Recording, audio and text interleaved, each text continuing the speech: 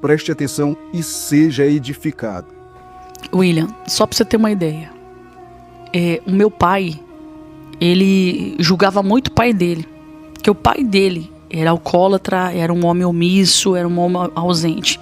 Eu sei porque o meu pai, quando você estava conversando com lição, e ele abriu o coração. Eu sempre fui mais próxima do meu pai, né? Como a gente tinha esse histórico de dor, meus irmãos eles eram mais distantes, mas eu sempre fui mais próxima.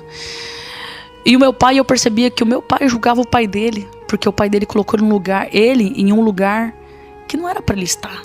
Porque ele se obrigou a querer cuidar dos seus irmãos, a ajudar a mãe dele a sustentar a casa, entende? Só que ele não conseguia enxergar que ele fez o mesmo, né?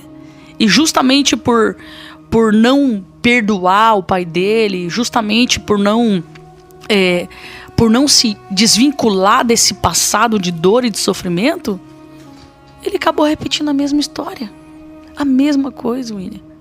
Só mudou os personagens. Mesma coisa. Ele ficou omisso.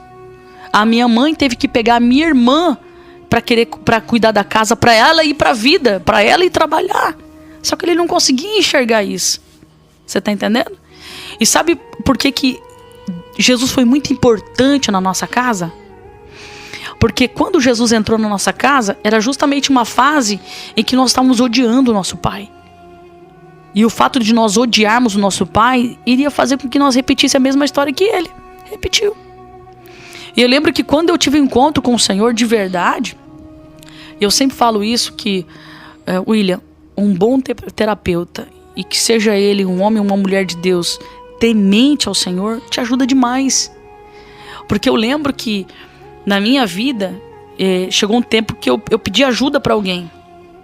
E essa pessoa falou para mim, na época, falou assim, ao invés de você julgar o seu pai, por que você não tenta saber a história dele? Aí você vai entender o porquê que ele é desse jeito, dessa forma. É fácil você falar que um pinguço, um bêbado, um drogado, um prostituto, mas nada justifica.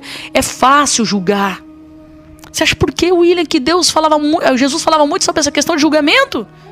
Quando ele entrou na casa de Zaqueu, o pessoal queria o quê? Falava mal, o que você está fazendo dentro dessa casa, esse cobrador de impostos, não sei o que. Mas ele foi lá com um propósito, para trazer constrangimento no coração de Zaqueu. E ele só foi lá porque Zaqueu quis que ele fosse. Como assim? A partir do momento que ele subiu na figueira para ver Jesus, ele não queria só ver Jesus, ele queria Jesus dentro